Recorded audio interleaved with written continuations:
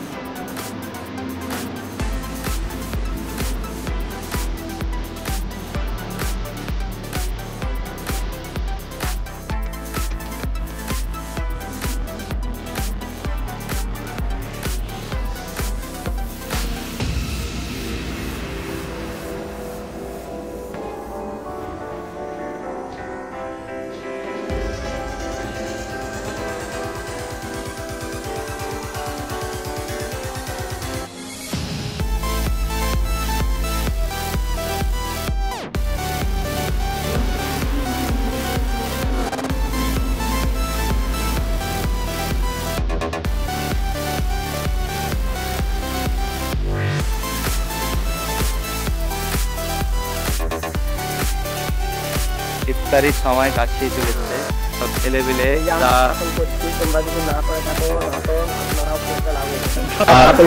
তোমরা যদি না করে থাকো দাঁতল আপনারাও করতে লাগো।